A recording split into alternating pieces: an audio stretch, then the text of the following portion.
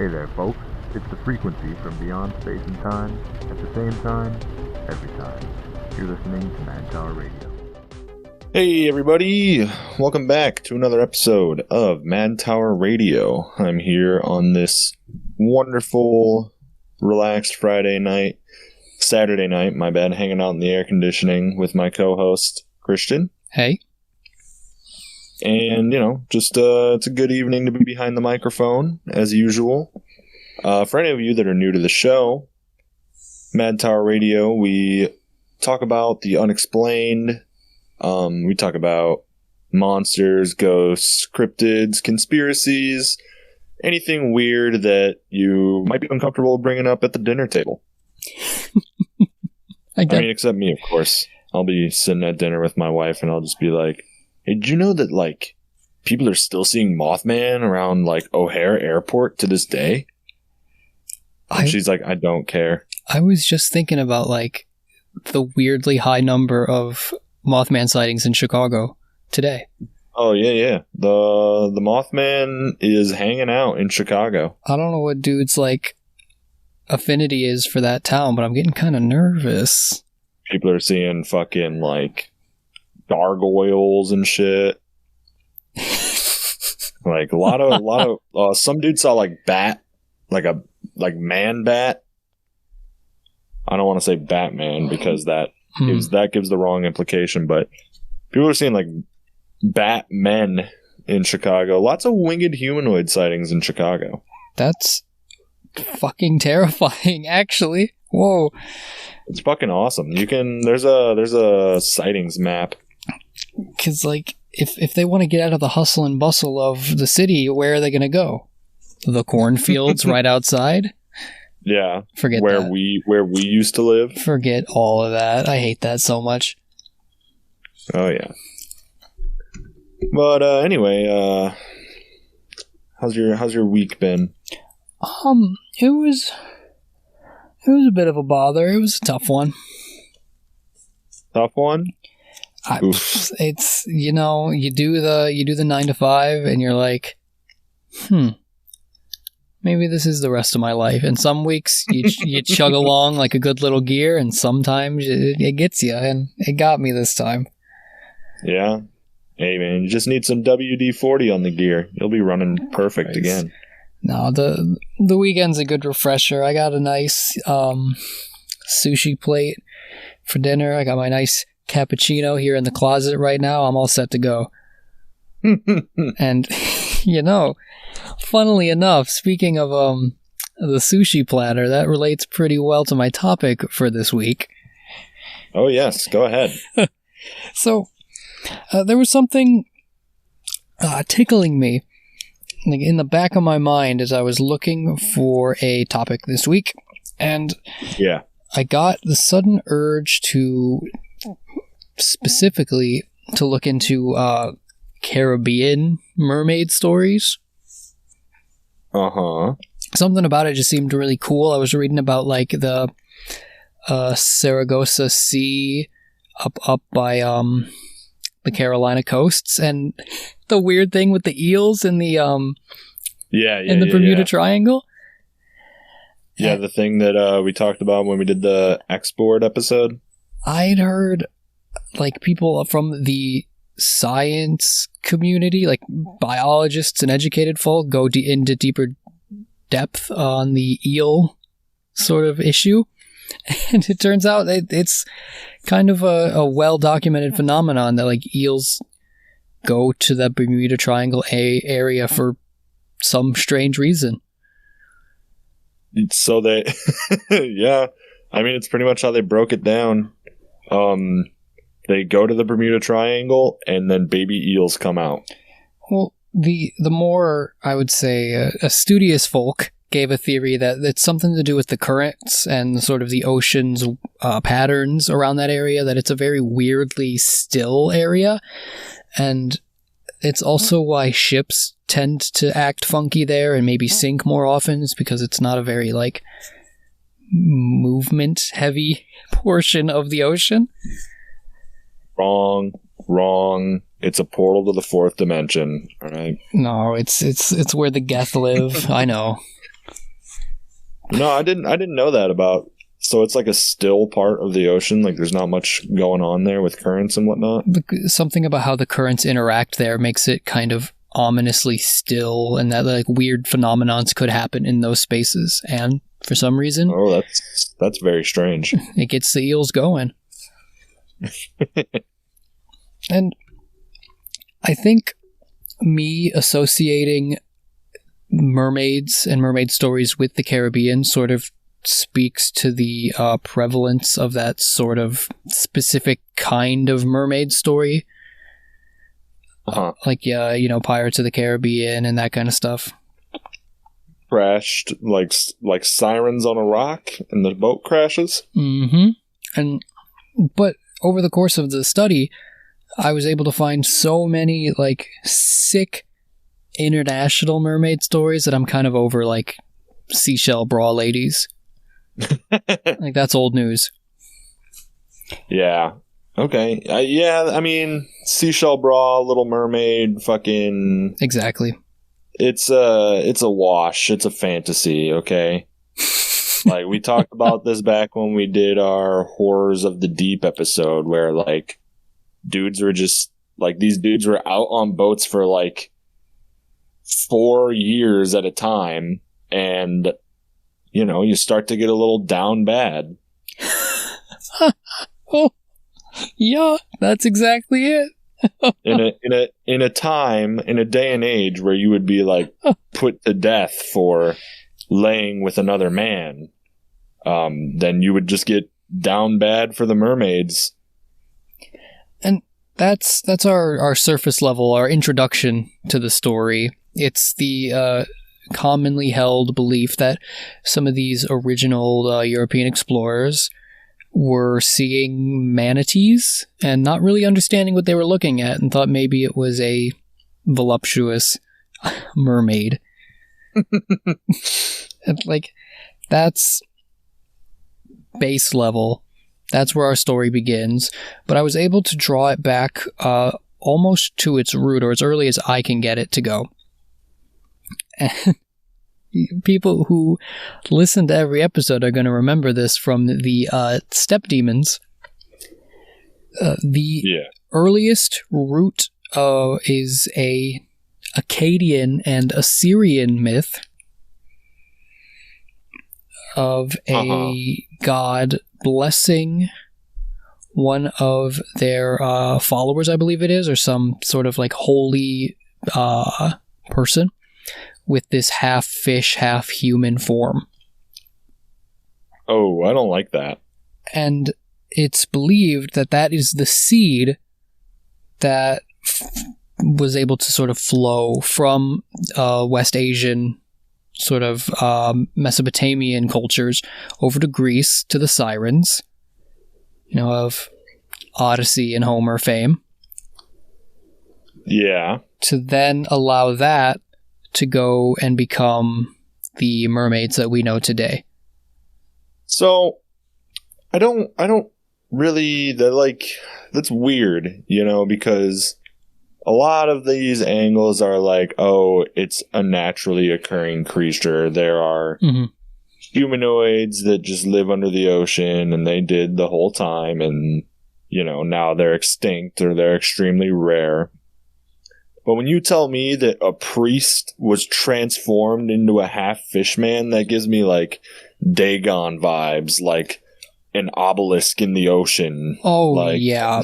Like, there's a really interesting story of I believe it's a Persian Gulf mermaid, and there was this whole underwater society, and they described them as like this weird mirror world that's living under the water as fish people. Like, it's so prolific that it kind of makes me feel some kind of way about it. You know what I'm saying? The best case scenario is that like their society looks like Star Wars Episode 1. When Jar Jar takes them underneath the water, and their society's like pretty cool. The weird like cool bubble spires. Yeah. Over the week I was reading, basically every society that had life on the ocean has these kinds of myths and stories. Right. So, I mean, it's going to happen. where are these misconceptions, or where are these sightings? Like, is it, there's not manatees everywhere, and dolphins aren't bodacious. What's going on? I don't know. So, Like I said, you get down bad, you get scurvy. Maybe you hallucinate when you have scurvy. Let me see. oh yeah, if that's a side effect. Scurvy cause hallucinations.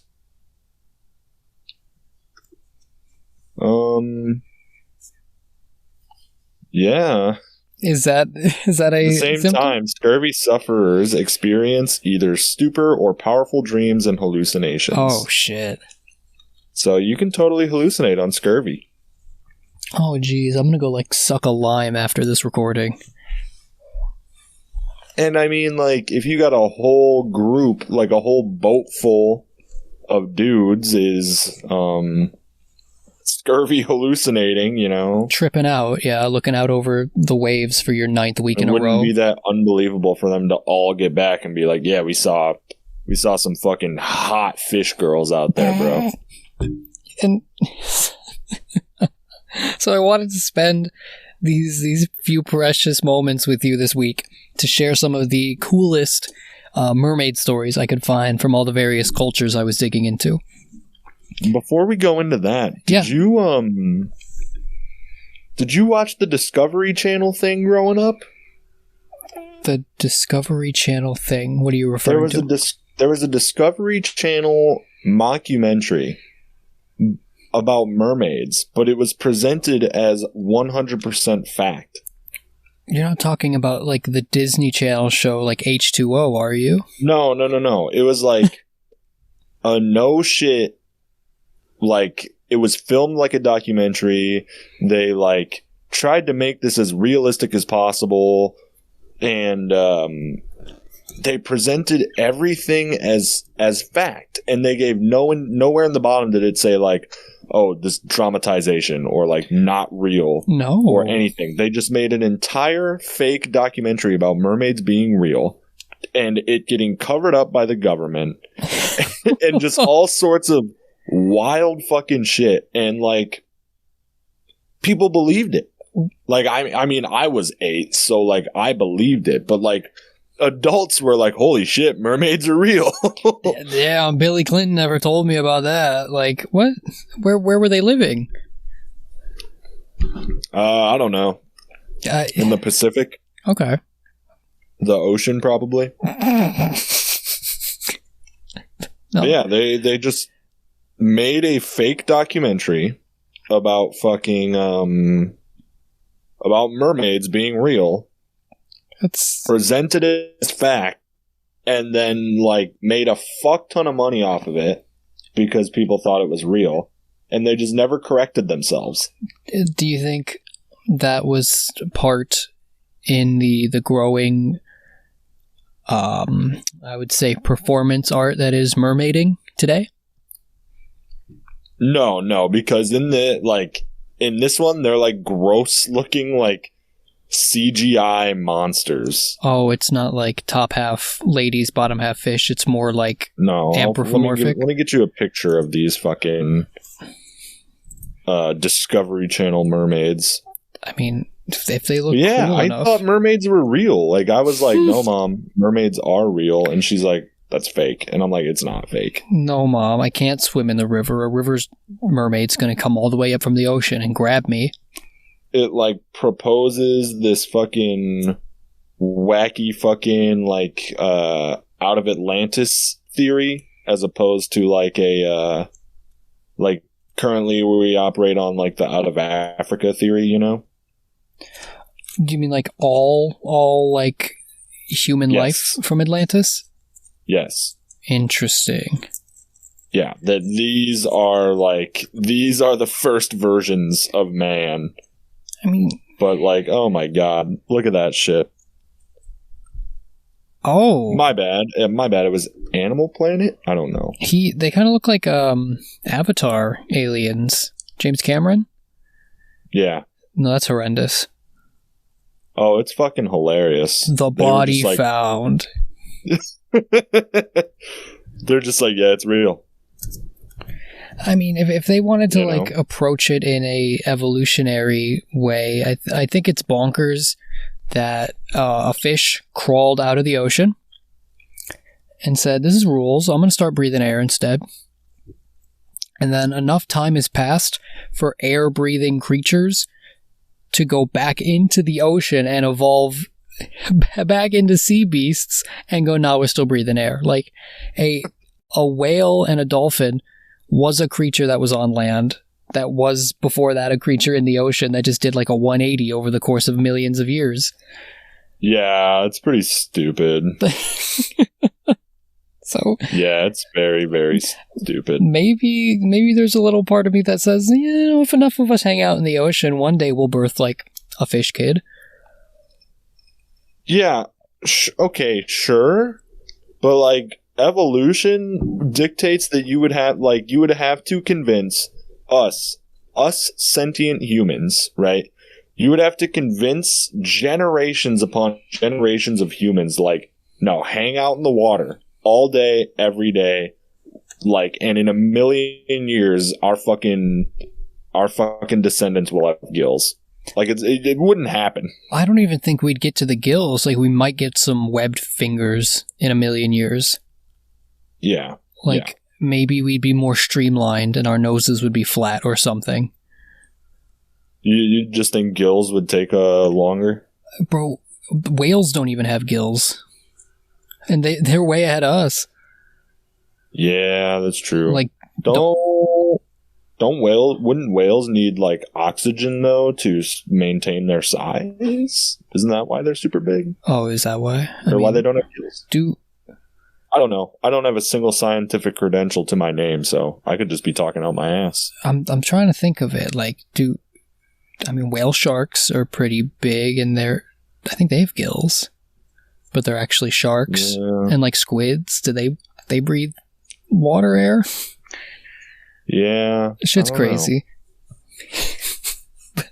But anyway, and before we, challenge our biological knowledge, I'm going to take it back to the things that I do have. Okay. So we parked a little bit in the siren and Greek origins of the mermaids. Yeah, that's about where we were. King Seashell classics right there. So the one that I don't really hear people talk about is the legend that Alexander the Great's sister, whose name is Thessalonic, is now a mermaid that lives in the Mediterranean Sea. What? I've never heard that. There's some sort of legend spiraling around that she had become a mermaid over the course of her life and now lives in the sea, and that she will swim through the ocean and reach out to ships nearby and talk to them, and she'll ask, what is the news of my brother? Like, what's happening with Alexander? And you are supposed to reply that he is thriving, he's great, and that he's the king of all the world. And she'll be happy and she'll go on her way. But if you tell her that Alexander's dead, she'll sink your ship. What if like some dudes pull up and she's like, "Hey, how's Alexander?" and they just start speaking like Turkish? What if there's a shipment coming from like Chile, and they're heading through the Mediterranean Sea, and they're like, "Gay? What?" And she's not gonna know how to handle that one. It's pretty funny. That's definitely more in the realm of like a myth story, but it's still interesting. Did they say why she got turned into a mermaid? Was it like a punishment or something? No, they never gave me the reason. It starts as fact. She is a mermaid. She's out there in the sea. Man, Alexander the Great. Isn't he supposedly a demigod in myth too? I'm sure dude's got enough, like, life clout to make it up there, yeah. Like, he's like son of Zeus or some shit? Wasn't the deal, like, if anyone did anything great enough, they just gave you, like, demigod status? Like, oh, he's so great, therefore he must have been touched by the gods. Like Pythagoras. Yeah, but the Pythagoras, son of Apollo. Son of, that angel in Evangelion. The pyramid. Romeo? Yeah, Romeo. Now, the next one I'd like to bring to you, there were 2 sightings, and this one's a little different, and it might be more related to the Ningen, if you remember that classic creature. Ooh, I love the Ningen. There were 2 sightings of humanoid fish beings in 1610 by Richard Whiteborn and Henry Hudson. Do you know either of those explorers? No. They were 2 dudes who were exploring, like, Newfoundland and what would become Hudson Bay and that sort of upper Canadian region, because they were looking for the shortcut to China. What? So Henry Hudson... When was this? In 1610, Henry Hudson was like, oh yeah, there's going to be this secret Northwest Passage, like you can scoot right over Canada and it'll take you straight to China. No way.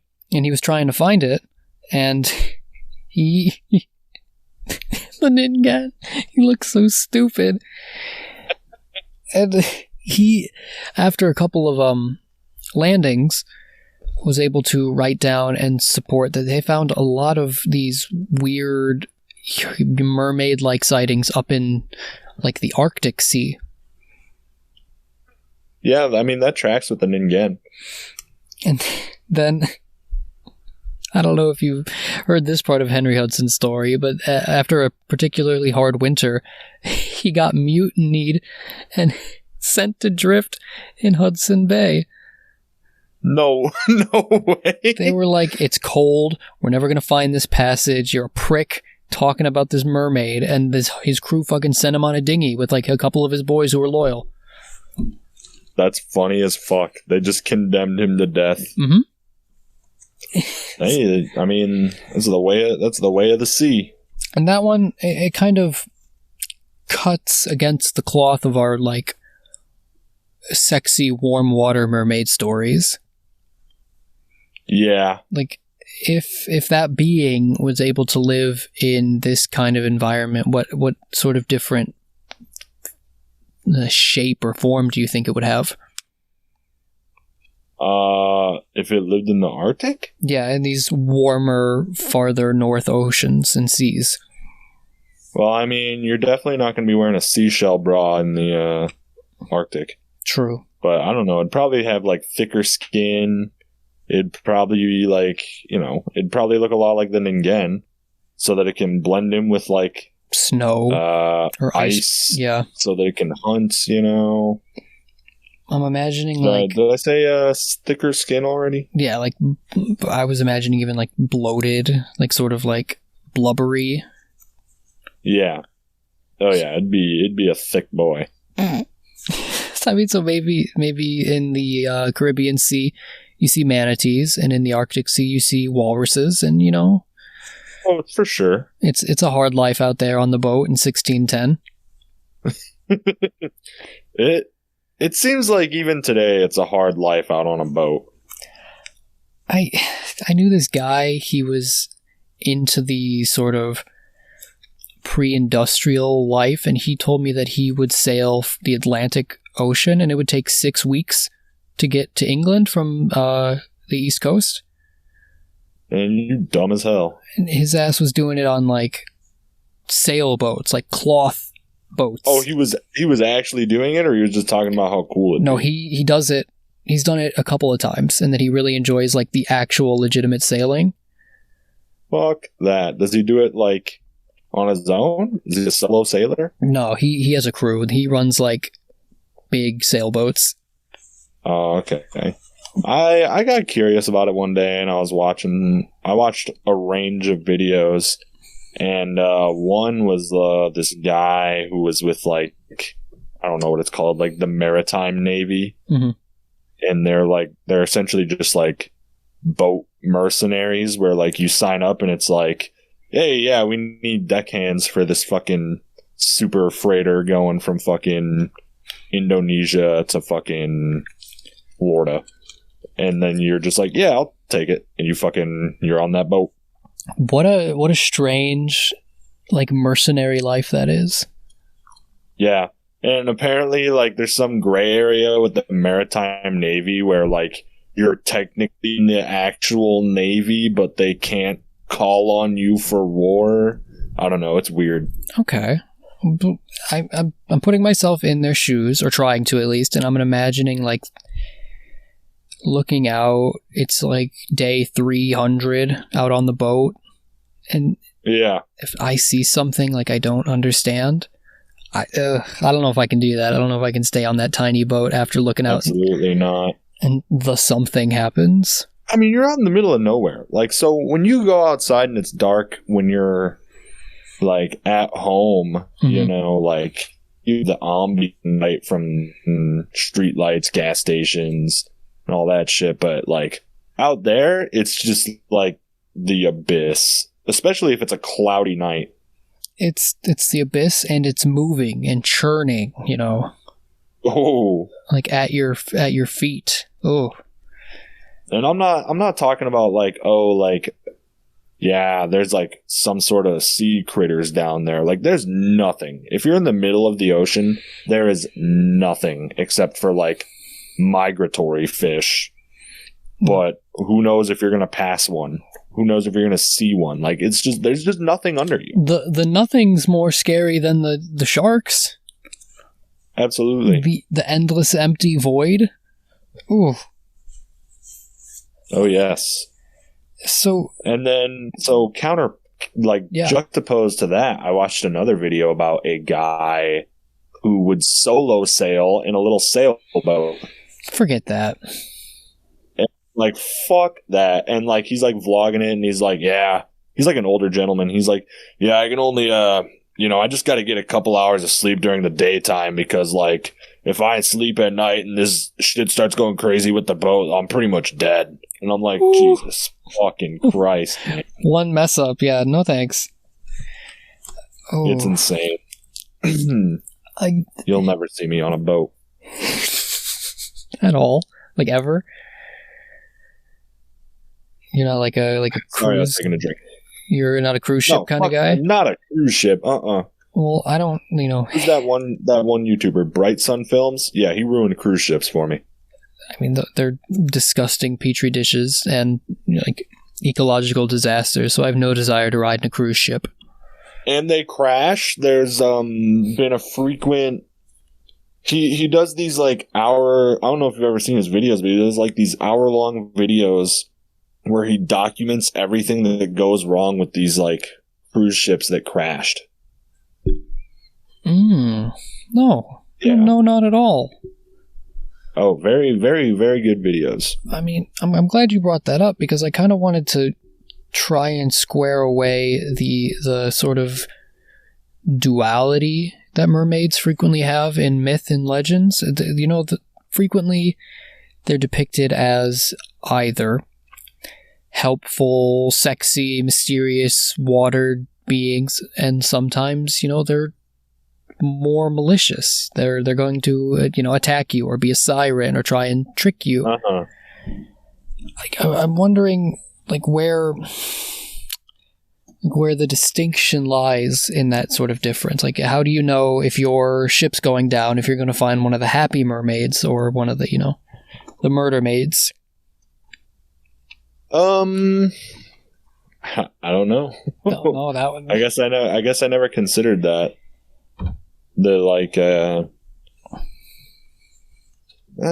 I guess that's something to consider. But I mean, there's also, like, the whole underground society or underwater society mermaids as well.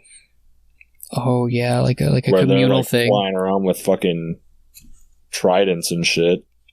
Oh, more of like an Aquaman type thing. I guess. It's kind of, sometimes I try, and when talking about these creatures or these sightings, it's a little tricky because I sometimes don't know if I'm talking about like a singular individual creature, like the Mothman, like capital M Mothman.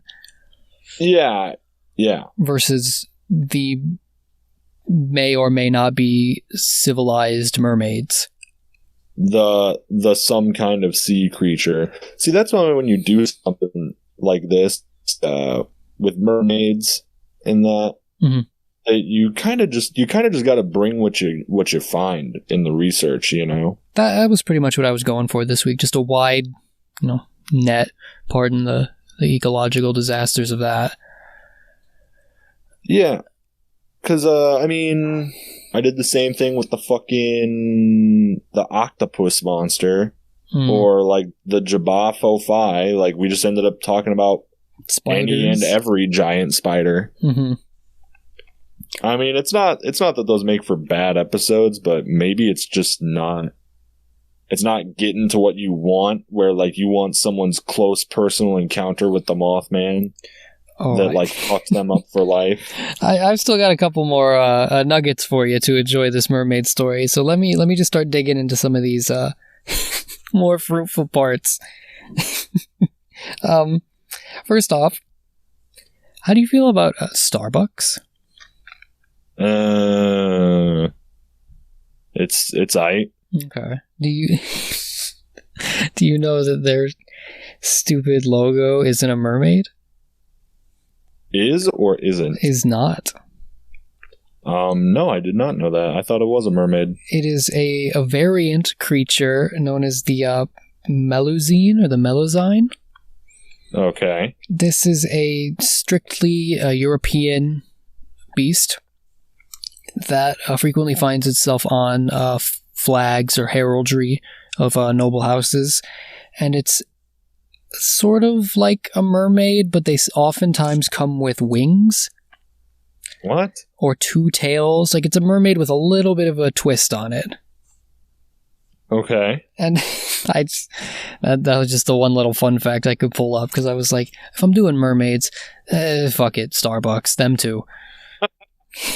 Didn't the Starbucks logo, she used to have like her boobs out? Oh, did she? I'm not aware. I don't know. Maybe people were down bad for the Starbucks mermaid. The Starbucks mermaid. Someone is. Oh, definitely. There's someone out there that's listening to this that's like sweating right now. I don't. Have you seen The Lighthouse? I've not seen The Lighthouse yet. Isn't there a mermaid in that? There's a graphic mermaid sex scene in The Lighthouse. No, there's not. There is you have, when approaching the mermaid sex, there's a lot of anatomical questions, and they are all answered and explained in The Lighthouse. I'm looking it up right now. Willem Dafoe will answer these questions for you. Willem Dafoe? Down bad for the Starbucks girl. Oh no! Yep. I googled it. Oh wow! That will not be making it in the video portion of this episode. No, it will not. Oh my Holy goodness! Hell. Yep. Man, directors are really out here just throwing their fucking fetishes into their movie, raw on the screen for you to enjoy. And they're like, no, it's just part of the movie, bro. The mermaid sex happen, okay? Oh god, I gotta bring this back to reality. So, another one. Another origin story for the mermaid or humanoid fish creature comes from the West African Yoruba religion. Have you heard of any of these orishas or gods or spirits of the Yoruba faith? No. Well, one, they kick ass. It's a really fucking cool pantheon. Okay. But the one in particular is the spirit known as Yamaya, typically associated with the water.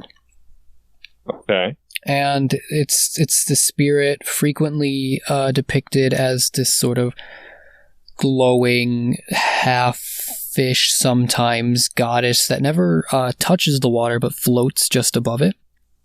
Uh-huh. And there have been plentiful mermaid sightings along these sort of West African coasts attributed to that spirit in particular. Okay. And I'm going to close my portion of the episode with two really great contemporary mermaid sightings from the last 10 years. Okay. But before that, I wanted to give you a taste of some greasy things that people are doing to try to make a buck off of mermaid myths. Oh, baby. There is a very well-documented trick that these Dutch explorers would play on Europeans when they came back from China. Yeah. Of just mutilated monkeys and fish sewn together so that they could trick dudes into seeing mermaids. Oh, that's fucked. That they would just, chop them up and make a little circus demon. That's fucked. They would just sew that shit together? Oh, yeah. There's like a 700-year-old story about some Dutch dude. I guess 700 is a little long, but maybe like 400-year-old story of a Dutch dude who brought a monkey fish who said it was a mermaid from China. That's fucking nuts. As well as there's a large number of these stories in the Middle East and in Western Asia, but those ones, I'm going to send you a picture, are specifically there. So there's this Western explorer. He's writing a journal, an almanac of these places in Egypt where Moses and his story occurred. Uh-huh. He's staying in an inn next to Mount Sinai. Okay. And he says, they had a mermaid on display there that we were able to see. So I checked it out while I was in town. And there's this story that like West Asian and North African fake mermaids are being made from dried up stingrays. Look at this picture I just sent you. Oh, what the? Yeah, I've seen those before. Yeah, and the people are pawning these off as mermaid carcasses. That's fucked. Like, I guess if I'd see that, I'd be like, yeah, that's like a sea beast for sure. Seaman. Maybe in like the 1930s, I would be like, oh, whoa. Gee willikers, that's a fucking man from the sea. You too, but in a transatlantic accent, but you too good to fall for that now? Today, yeah. I'd be like, that's gross. He kind of looks like Gizmo in the face. You do have a little bit of Gizmo going on in the face.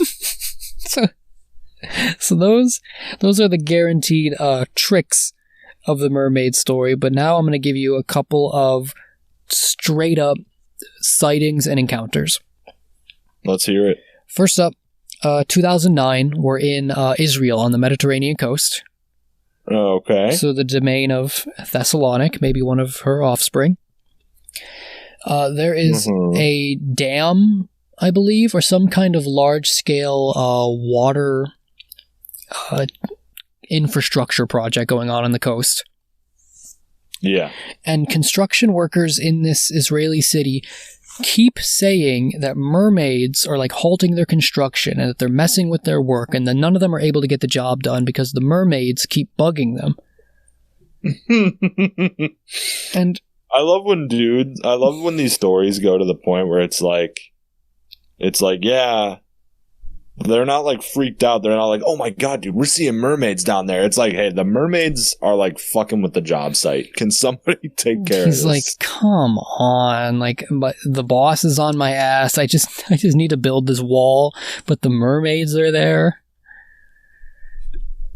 That's how you get dudes just tridenting the fucking mermaids. Like, imagine you're a regular old 9-to-5 wage cuck. And every day you go into the office, you got to go through the subway tunnel, but the goddamn, like, golem mole men are there. And you're like, guys, you're making me late to my shift every day. Can we just get on with it? And this particular incident got so bad that an Israeli official put a $1 million bounty on anyone who could give him a mermaid in 2009. Jesus. 1 milli. And I personally believe it was making the best out of a bad situation and sort of getting a little tourist haha buzz out of the situation. Yeah. But still, maybe this man would be interested in one of my deep-fried stingrays. So dudes are turning in deep-fried stingrays? I never heard any submissions being made, but if it was me, perhaps I'm giving him my mermaid that day and coming home with $1 million. Yeah. I would. I'd be out there being like, yeah, look, it's the mermaid. And did he have any specifications, or were there people like bringing him the Little Mermaid action figure? Christ, like the Ariel doll. Trying to get some money. No, I never was able to find any submissions. All I saw was his call to harvest the sea of its Atlantic creatures. That's funny as fuck. This one, it bears a striking resemblance to another one in Zimbabwe. That it was same thing. It's a dam being built. And that local mermaids in the lakes and rivers were protesting like the ecological effects that this dam would have, and that they were constantly being accosted by these creatures. Oh. So I find it interesting, like in our new, modern existence, that the supernatural isn't particularly dying down. It's just coming out in new forms. Yeah, I love that. And this incident was in 2012, so, still relatively modern. But only relatively. The most... Almost 10 fucking years ago. The most modern, though, is my favorite. Let's hear it. There's a story. In November of 2014, of a South African mermaid. So, it's this story of this establishment. It is the Marula Sun Casino. Okay. And a bunch of employees and residents of the area complain that there is a mermaid that frequently bugs people right at the entrance of the casino. Okay. Like that it's like this shambling woman who comes up to the front door and like the lobbies and like bugs people and like messes with them and then shambles back into the like lake watershed right next to the entrance. And they're like, it's just this fucking mermaid. And the weirdest part is they report that this mermaid lady will like fly through the sky around the casino. Like the Starbucks mermaid? Apparently, like I've never heard of a flying mermaid, but this one like is hovering around the Marula Sun Casino and just being a nuisance. She's not really like killing anyone, just sort of bothering everyone. That's funny as fuck. She's just bugging them. And that she lives in like the reservoir nearby. And she's like, please, guys, please don't build the dam. Please don't, dump your industrial waste into my home. She has a point. I'm kind of on the side of the mermaid. Absolutely. But it's just, like, it takes the whole arc, these weird, mysterious, like, Caribbean creatures down to, like, sad Wolf Among Us style, like, creatures just trying to live in a modern world. No, that is very interesting. Yeah, that's kind of my little arc and spin on the Mermaid story. It kind of branched out and grew from the Caribbean setting, but it touched me a little bit. Those all good things, dude. No, that was a good little piece on mermaids. Yeah. Underappreciated cryptid. The whole time I was looking at mermaid pictures from the lighthouse. Jesus Christ. That shit is wild. I saw the prosthetic, you might call it. The equipment. The equipment, yeah. That's wacky. I can't believe that. Nobody talked about that scene when they were telling me about the movie. Nobody told you about Willem Dafoe going straight all in on this mermaid? Going for the mermussy. Jesus. That's fucking wacky. I was waiting for it. I was like, if you don't, I'm gonna. And I'm just gonna sound like an asshole if I say it on my own segment. So, well, are you ready to talk about move on? Talk about what I brought for you this week? I'm so eagerly awaiting the continuation of last week's topic. So this one kind of tones it down a bit and reins it back into reality. I saw a segment on the Alien Abductions Wiki last week just called UFO Religions. And I was like, what? And so this week I spent a lot of time digging around on the mermaids on UFO religions. Mermaids on the mind. I got the mermussy on my mind. This dude's down bad. And so I found there's a bunch of them, and I went through and picked 3 of the most interesting. And I guess I want to start you off with the most I don't know how to put this, wholesome, maybe least evil. Love that. And so this is called the Aetherius Society. And the Aetherius Society was founded by a Mr. George King in the UK in 1950s.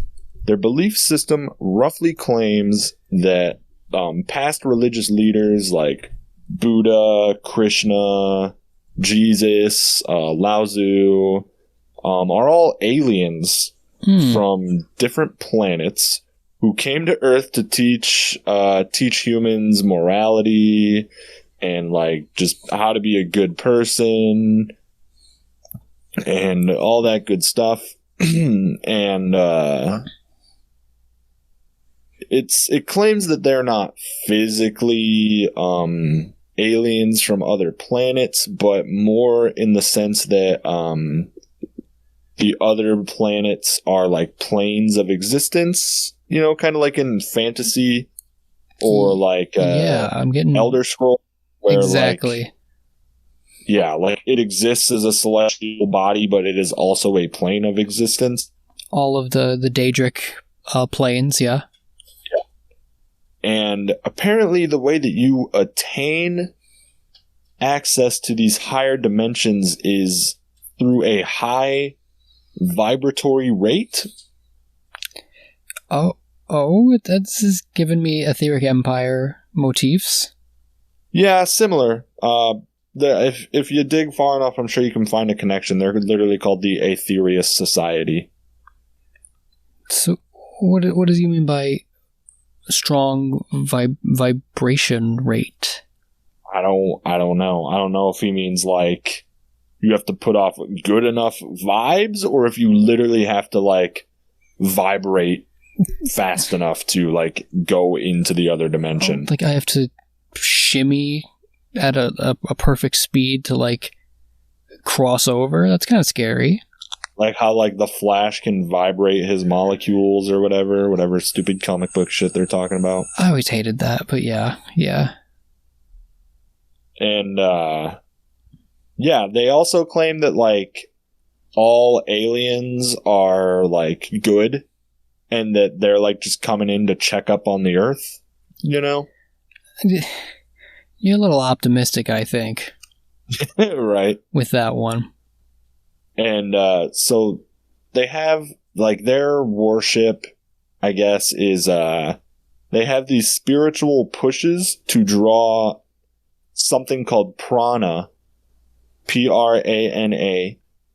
They draw prana from a mysterious entity known as Satellite 3, which is conveniently shielded from telescopes and radar, but it orbits the Earth.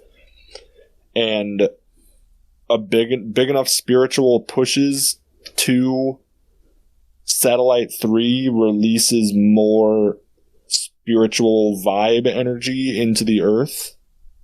I was just gonna say, like, the way you're reading this out, I'm not quite sure how I can. How do you take part in this?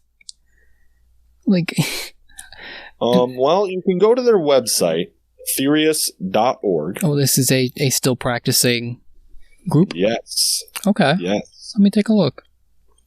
AETHERIU.org. And it's weird. They're really into yoga. Oh, yeah. Lots of yoga things. Their website's pretty modern. They have online yoga courses. Maybe I'll take a couple. Yeah, they have like online yoga courses that are like $15. I mean, you gotta keep the lights on, you know. Like Ramtha's wants like $5,000 to teach you how to fucking, I don't know, stop the Jews or whatever racist shit she's rambling about. This online yoga course is telling me that I will radiate positive spiritual energy and direct it to the cosmic masters. Yes. They want my energy? Yes. Okay. That's the whole higher form is the cosmic masters. Okay. Uh-huh. I'm seeing one of their master yoga instructors directing his spiritual energy into a spirit battery. Yeah. Okay, I'm starting to get it. Yeah, that top picture where he's like casting a spell on this fucking thing. On this like electric grid box, yeah. That's and nice. They're out in the middle of a canyon. Oh yeah, I love that lady clapping in the background. Oh, that's the founder, Dr. George King. That photo is from 1973. That's a winner of a photo if I've ever seen one. Yeah. Unfortunately, Dr. George King has passed on. He passed away. But he was able to enter the highest state of consciousness attainable on Earth. Cosmic consciousness. And how can you do this? 8 to 10 hours of, I don't know, fourth dimensional yoga a day. It's like in Pathfinder when you become a level 20 monk, you're so in with the universe that you can never die. Yeah, it's wacky. But I mean, I don't know. I say this is the most wholesome because, yeah, they're advertising all this wacky shit to you, but, like, you go on their website and they're not like, oh, yeah, like, $400 only in person, like, for 4 hours, we'll teach you one yoga pose. Like, they're just like, I don't know. They're like, hey, $15 for this online yoga class. Yeah, it seems like they're kind of doing their own thing. Yeah, I don't know. I don't know if it's fully a scam. They are telling, like, I mean, yeah, it's a scam. You're not gonna fucking cast fireball if you do king yoga. But I don't know if they're trying to run a scam or this is something they're in on. Like, who knows? It mostly just looks like they want to charge a bunch of batteries. It's harmless, you know? Like, everybody, like, we cracked the egg on Ramtha. You know, there's whole support groups out there about how Ramtha is actually a fucking big evil piece of shit, but nowhere in my research for this did I find out the guy was like, oh yeah, he also, was a big fucking scam runner. Okay, so I'm pretty into this one, and the alien influence is present. Yeah, the alien influence is there. They say that, like, they say that alien ships are able to disappear so quickly because of their high vibratory rate. Okay, convenient. Yeah. Uh-huh. It's wacky, but I mean, it seems like they're mostly harmless for the most part, right? From what I can tell, for sure, this one seems, out of the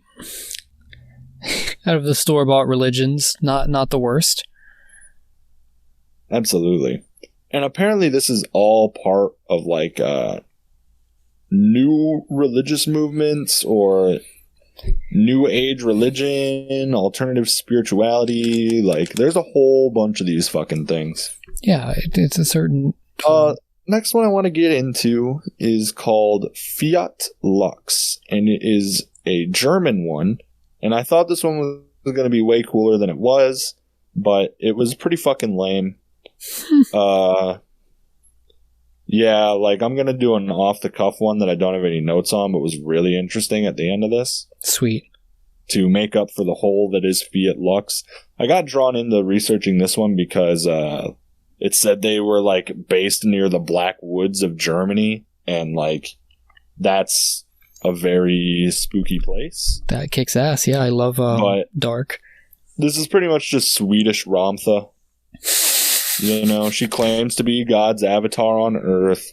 She's a big, frequent apocalypse predictor. And she got sued by a former member who told her, you need to give me $600,000 or the apocalypse is going to happen tomorrow. Okay, so she's a run-of-the-mill extortionist. Okay. Yeah. And, she's dead. Rip and piss. So, later... It's lame. Fiat Lux was lame. Fiat Lux is a cool name, though. It means let there be light, I believe. It was very Christianity-based. Let there be... They don't even have an official website. Cash. Yeah, I can't find anything on there. They're pretty small. They sounded like they were going to be a lot more interesting than they actually were. So... I don't want to talk about the most famous one, which is obviously Scientology. I spent time researching the second most famous one, which you may or may not have heard of, called Heaven's Gate. Are you familiar with Heaven's Gate? Is that the one that had the ending? Yes, that is the one that ended in the mass suicide. I watched a horror movie about that. Was it a documentary, or? It was like 75% horror, 25% documentary, and it was about like a child that survived that event and came back as a adult. And like the spirits were like attacking her as she explored the site. It was really weird, and it was kind of Blair Witch vibe. Like they were coming to examine and document this place.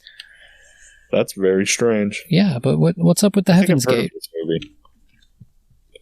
So Heaven's Gate, they're fucking nut jobs. It was co-founded by a Bonnie Nettles and Marshall Applewhite.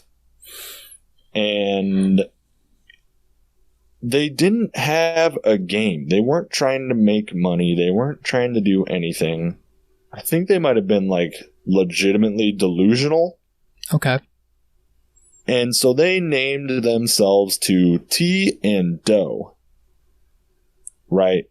And originally their doctrine stated that an alien spaceship would come and those that were worthy enough would be taken onto the spaceship and they would be biologically and chemically transformed into aliens aboard that spaceship, which would then take them to this higher plane, heaven, paradise that was called the Next Level.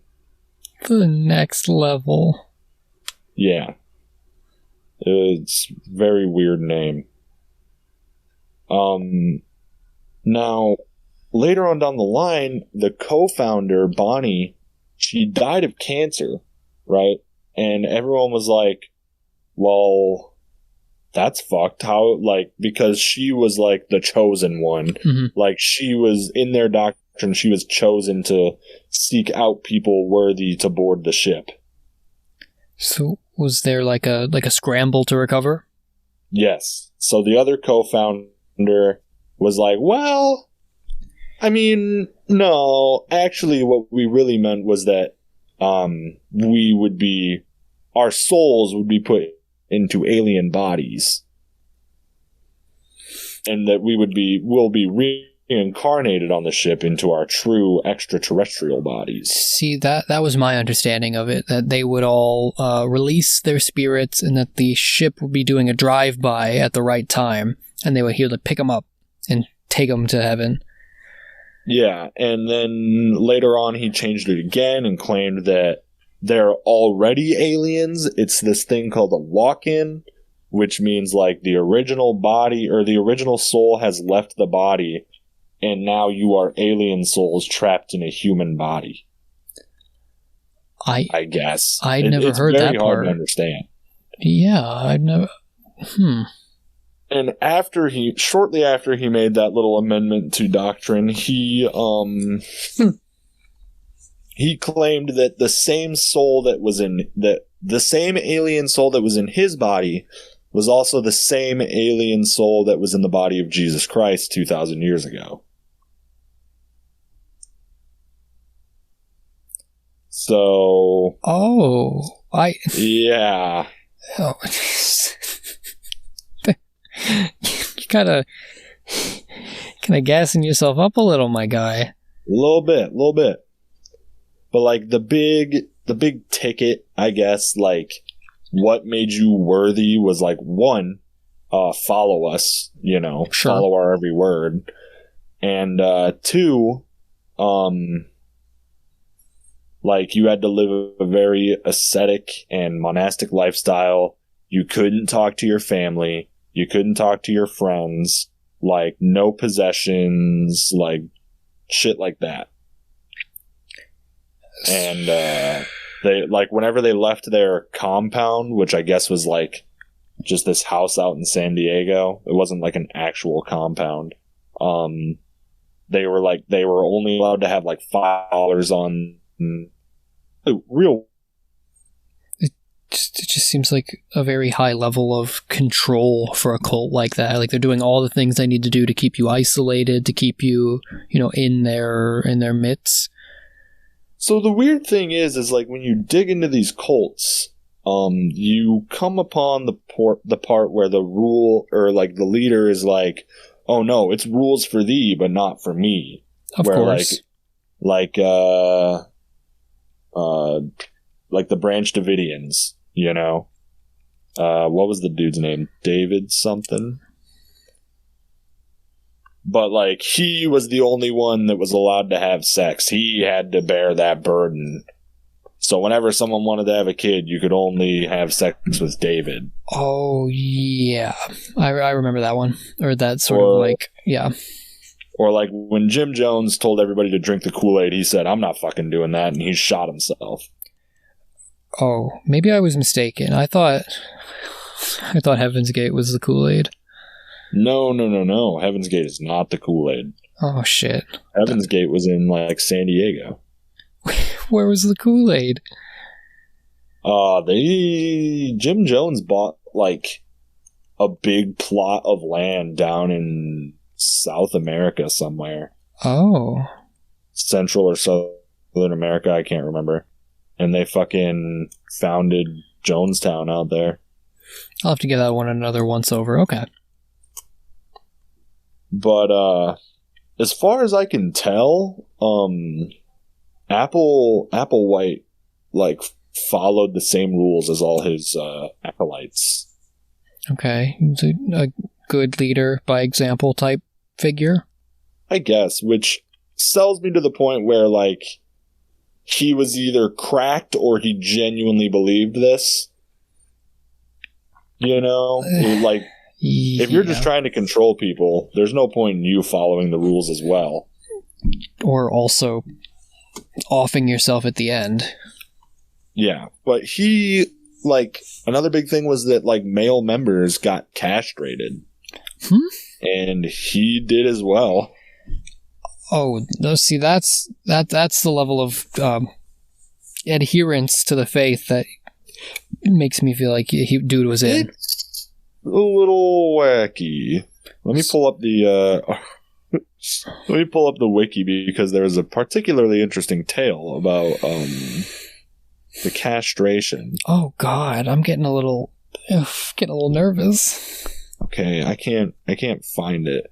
But basically, one of their members was a former nurse, and they didn't want to go to hospitals. They didn't want to be in public. They didn't want to interact and associate with us, the peons, who would not be on the ship. Mm-hmm. So they had their former nurse try to perform the fucking castrations at the house. Oh my God. And it failed miserably. Like, I'm thinking about I'm getting nervous. The like botched castrations. Yeah, after that, at the hospital. Oh God. So, if the these weren't the Kool-Aid gang, what was their final event like? They mixed. Well, let me just get down to it. Sure. Pull my notes back up. So they believed that the Hale-Bopp comet was the ship, and they were vehemently against suicide on their website. Mm-hmm. But they misconstrued it so much that they were like, no. If we don't leave our earthly bodies to get on this ship, that is suicide. And I'm like, what? And so that was their justification to then mix phenobarbital, which is, I guess, some medicine. I don't know anything about fucking chemistry. Mm-hmm. But it's some kind of barbiturate that is good for epilepsy, but I mean, they mixed together applesauce, pudding, vodka, and phenobarbital with a lethal enough dose to kill you. And, after they ate that, they would secure plastic bags over their heads to induce asphyxiation. Oh, jeez. And then they would go to sleep. I'm glad I went first, because I couldn't have gone in with the mermaids after this. Yeah. Oh my goodness. And all 39 of them were dressed in identical black shirts and sweatpants and brand new black and white Nikes and patches on the sleeve that said Heaven's Gate away team. Come on. They did not. Yes. They didn't have the fucking jerseys, bro. The Nikes. They did. Oh, because they had a lot of terminology that fucking made it sound like a school, you know, and that their mass suicide was them graduating to the next level. Sure. So I guess they went for a school theme at the end. I mean, at least they were having fun with it, I guess. There's something so upsetting about like the weird mix of like science fiction-y, like pseudo-religion and like consumerism with the Nike stuff. This patch is haunting. Well, apparently that's because the leader liked Nikes, so they all wore Nikes. Also, their fucking website is still up. You can go to heavensgate.com right now. I just sent you a link to it. I'm not clicking that, bro. Go check it out. Oh my god. I'm clicking it live. I'm clicking it. Oh, jeez. Help up closure. This is... They updated their website to be like, you missed. Frightening. Who's... Like, it's crazy that this relic is still here. Like, yeah, who's paying to keep this up? Who's maintaining this? I don't know. Act like there's a bunch of books on sale. There's a really big Our Position Against Suicide article. Yeah. Oh, jeez. Oh, the true meaning of suicide is to turn against the next level when it is being offered. Okay. See? Got it. See? It's fucking cracked. I don't, like... Yeah, this guy was in, you know? In. It gets sad. It gets really sad at this point because they filmed a lot of stuff. They have a lot of videos out there. And today I was looking over I was watching the footage where every member was giving their like final testimony, right? Then it was filmed like a few days before they did the mass suicide. Oh boy. And a lot of these people are like mentally ill. Like, now, don't get me wrong, I'm no psychologist. I can't tell from a video. But like, a lot of these people, as they're giving their statements, don't look like they're in the right mind. Yeah. You know? I guess. A lot of elderly folks, and then the younger people, they did not look like they had a lot going on in their head. I guess, in a way, it would be maybe more troubling if they seemed like very level-headed, very confident about, you know, what's going on. I suppose, but then I wouldn't have to like live with the knowledge that this fucking douchebag just took advantage of mentally ill people to bolster his suicide cult. You took like a step of dedication in your research that I don't think I would have crossed to watch these. You don't think you could stomach watching them? Like, the Mad Tower Radio has a strict "I'm not going to buy your book" policy for an episode, but watching the fucking cult tapes, that's I'm a little squeamish at that. It's free. Oh, no money invested. But like, you're taking I think it's I think it's ironic that you said we have a strict not going to buy your book to make an episode. Yeah. Possibly considering what we have planned for the future. Well, if not the monetary hit, it feels like you took like a psychological hit, like you took some psychic damage on that. I'd say it was maybe like 2 insight. Oh, God. This is a 2 insight moment. Yeah. So, like, what were some of the things they were talking about? They were just talking... Well, a lot of them explicitly were talking about, like, no, I'm not being forced to do this.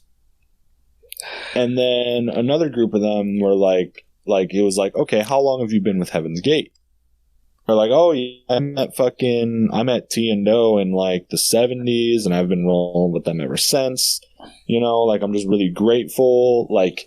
Yeah. A lot of them had an attitude of like, I'm grateful that I get to be here, and I'm hopeful that you will discover the truth. Like, they were rock solid in their fucking dedication to this thing. I'm getting like secondhand insight from hearing this, yeah. None of them were nervous. None of them like were second guessing. None of them were doubting. They were all just like, yeah, dude, like, I'm super excited. We're going home, dude. This is it. Yeah. Some dude was like, yeah, they're like, this is nothing other than us just going home. No. Like, dudes were like, yeah, you know, I can't remember anything of the next level, but I'm super excited to go back. You know, like, we're all super excited to see T again, because they retroactively updated their doctrine to where, like, oh, T was reincarnated in the next level. She's there waiting for us. T will be there. Okay. Yeah. T will be there. There's a really, really, really weird looking shot. Let me screen cap it for you. We can put this in the video. It's nothing explicit. Okay. Doe's final exit. Yes, the one who lived is Doe. Oh, one of them like lived the suicide pact? No, the founder that lived is Doe. Oh, out of T and Doe. The one that lived, yeah. Gotcha. So he was running the show after fucking they died. Applewhite, I guess, is his earthly name. But he fucking films this shit, and he looks like... When I clicked on the video, I was like, okay, what the fuck am I about to watch? Mm-hmm. Because he's sitting there like a madman. Well, hold on, naming the file. I've been nervous about sitting here waiting to receive a picture before on this show. This might be the most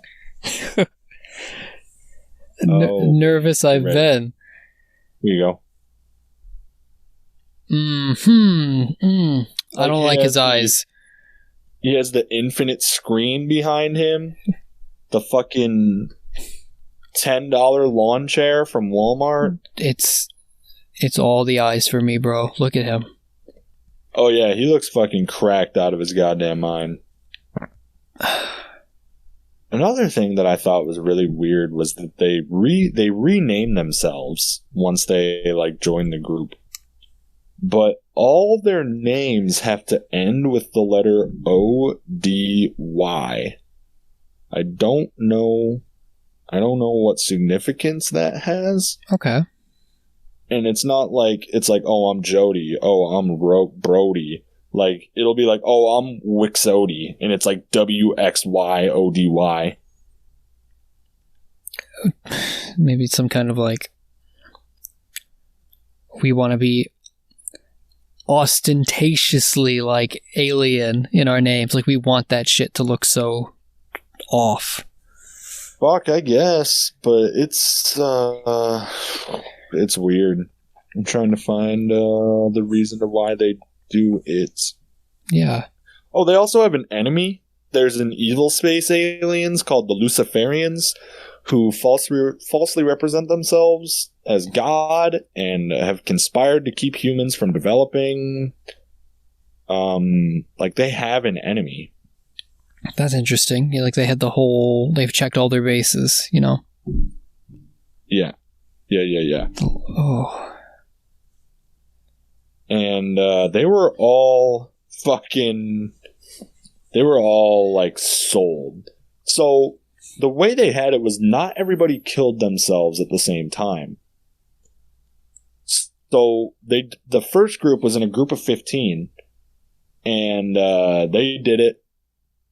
And then, like, the next group's job was to make sure that they, like, died and then, like, clean up their bodies. Oh, that's... And, like, prep them for the ascension. So much worse. Oh, that's so much worse than everyone drinking the Kool-Aid in a circle, bro. And then... Then the next group went, and then the last group went. How do you sit there in, like, the third string and like watch the parade of death happen in front of you? It's fucking nutso. It is nutso. There's something about like the mixing of aliens with this that like even like modern earthly religions have a little bit of that, like you've got to be in for some kind of faith, you know, something that you can't see or feel. Like there's an intangibleness to it, right? But when you add the aliens, like with like the extraterrestrial, there's like another layer of faith has to go into it that you can just go wide open wacko with it. Oh, it's certainly fucking bonkers. Mm-hmm.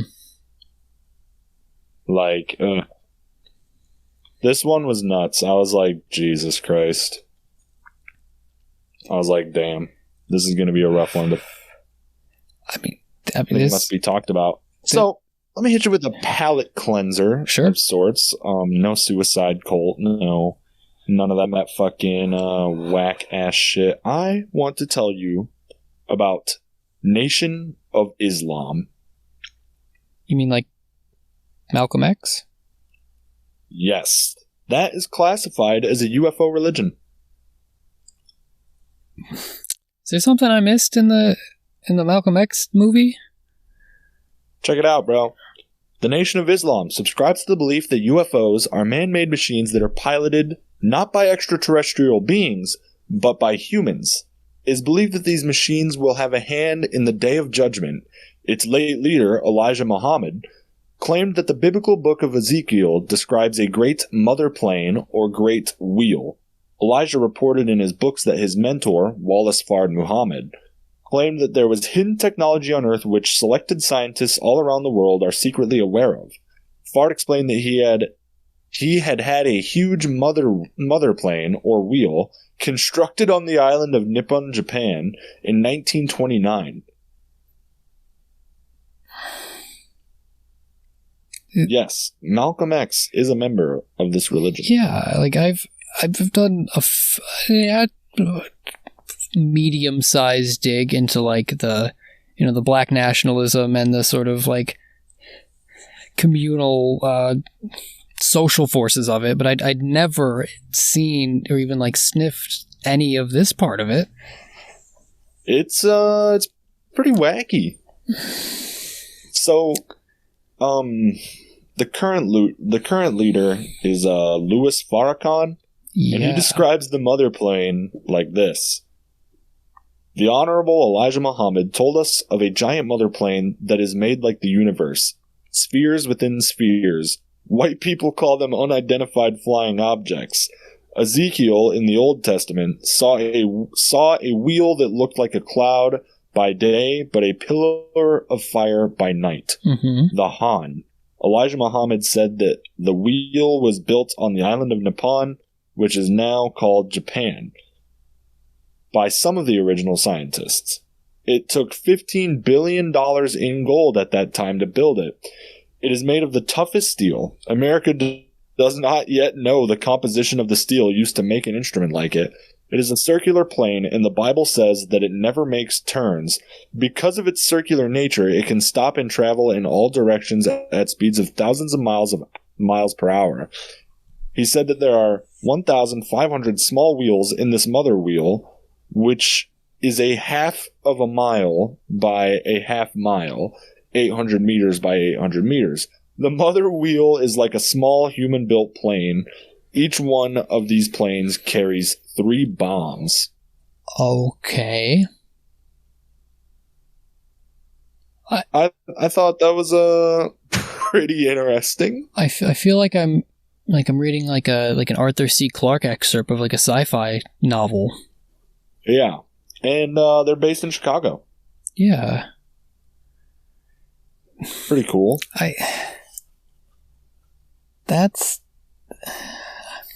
whoever's doing PR for the Nation of Islam lately keeps that aspect of it pretty, at least in my opinion, out of the public eye.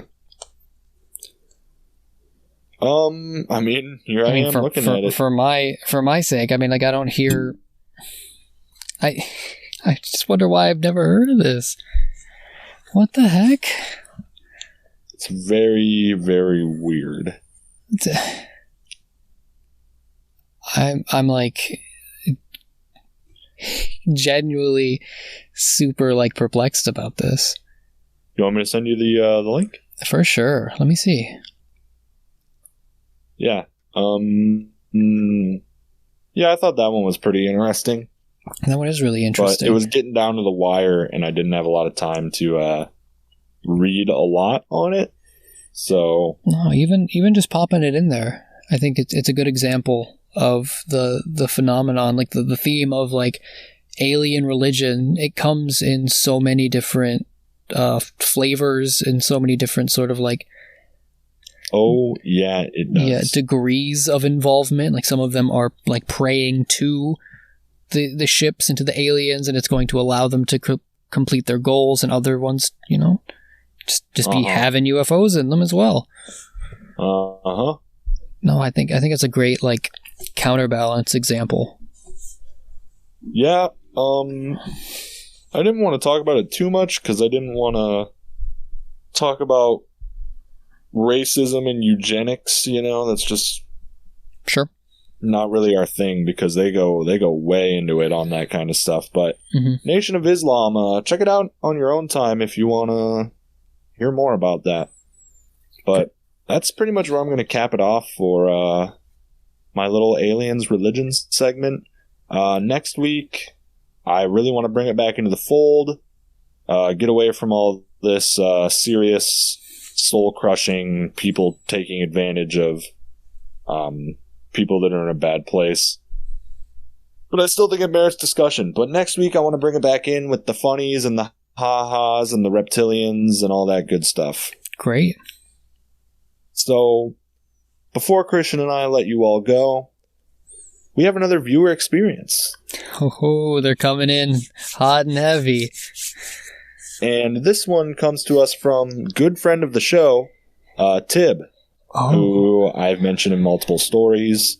I did the Rougarou episode for him. And, good guy, good friend of the show, good friend in real life. And he sent me his sleep paralysis experiences. Interesting. Because he texted me after the last episode, the alien abductions, and he goes, hey, let me send you this. And I'm like, okay. So, without further ado, here are some of Tib's sleep paralysis experiences. It started around 10 years ago. The sleep paralysis episodes lasted a long time until I learned how to get out of them. It started with a simple shadow man in the corner of my bedroom. The fear sinks in when you realize that you can't move, but only stare at the shadow. A couple of episodes later, I woke to feel my body lifting up off my bed slightly, only to look up and see a shadow with its mouth wide open right on top of me. The feeling of, I guess you would say, my soul leaving my body was overwhelming. Eventually it ended after it noticed I was awake. That episode alone was the realization that I needed to learn how to get out of these things. Episodes after that, I started basically making my shoulder move so that I would roll over, thus ending the sleep paralysis. Everything went well for a while, until I was at my brother's house. I awoke because of a female's voice whispering near me. It said, please, very, very soft and low. At this point, I was trying to get myself out with the roll technique. The voice said again, please, at a more normal volume. I'm looking around at this point, looking for something. I don't know what, but something. Then the voice screamed, please, as loud as it could, and sounded as if it was right next to me. My roll technique wasn't kicking in fast enough, but that didn't stop... My bad. But that didn't stop a cat's fighting growl from deafening my ears. Finally, I rolled out and basically stayed awake the rest of the night because everyone else was asleep, and their cats were definitely in their room on the other side of the house. So I don't know what I heard. My episode stopped for a while thereafter. It wasn't until a year ago when I first moved into a house with my roommate. The couches were facing away from the dining room towards the TV. Midday, I felt like taking a nap. As I awoke motionless on the couch, I hear a child laughing and playing in the dining room behind me. Naturally, I'm trying to roll out, and it's not working. I can hear the child's footsteps running around. The next thing I know, the footsteps stopped, as if the child turned to my direction, only to start running towards me. This is by far the worst one yet, because of the footsteps started running and pounding towards me, getting louder and louder. The scary part is, when it reached right behind me, the footsteps suddenly stopped. But my hair felt as if the child had passed by and touched my hair while it ran. It rustled. I finally rolled out of it and changed the layout of the chairs in the living room. And that's it. That's pretty fucked. Oh, I gotta say. God. I'm having an episode here in the booth. Are you stressed? Hey Tib, if we ever get together, let's get a drink, because we're suffering out here. Oh my God. Oh, Yeah? I also have an escape maneuver. I found that very cathartic to hear someone else using it. What's your escape maneuver? Mine, unfortunately, only works in nightmares. It doesn't work in sleepwalking or night paralysis scenarios. Okay. When I'm in a particularly bad nightmare that I want to get out of, if I blink very intentionally 3 times, on the third blink, when I open my eyes up, I am 100% looking at my ceiling. I'm awake, looking up. Has it ever not worked? No, that shit works. I'm on the ball with that. I'm so glad I got that skeleton key out, because it gets bad sometimes. Are you worried that it's not gonna work? Because I know one time you were telling me about your nightmare experiences, and that you had one where it was the classic dream in a dream. It's only defeated me once. I don't think it was a result of the escape technique. I think it was something else going on there. But yes, one time I did awake out of a nightmare to be in a deeper layer of that nightmare. Like, I had awoken in my room and everything was like super, it felt like real life. Like, you know how dreams have a feeling? Yeah. This did not have that. It felt like I was awake and in my home. And then I looked over and the monster had continued its attack. And then that's rough. And then I woke up again in real life. But that is rough. Tibbs seem a little more active than mine. Mine are very still and it's horrifying. His sound like whole ass episodes. Yeah, that sounds fucked up. I really hated reading that. I feel for you. I hated hearing it too, because I gotta go to bed tonight at some point. Oh my God. I burned some sage. I'm gonna have to burn a different fucking bush to go to bed tonight. Oh my. Oh, this was a hard-hitting episode. I got a lot of different emotions out of this one. Yeah, I know you brought it in with the mermaids, real light, real fun, and then I told you about suicide cults and fucking Tibbs' fucking whack-ass sleep paralysis. No, this is what I want from the show. I want to hit it from all angles. Oh, yes. It's great. I'm glad people are starting to feel, comfortable enough to give us some of these sort of, very, very personal, very sometimes troubling experiences.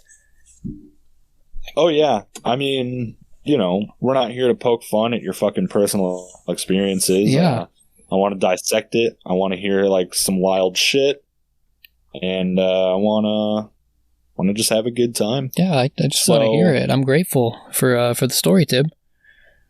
Yes, thank you for sending it in. If you would like to send in your personal experiences, you can hit us up on Instagram at Mad Tower Radio, Twitter at Mad Tower Radio, Gmail at supermadtower@gmail.com.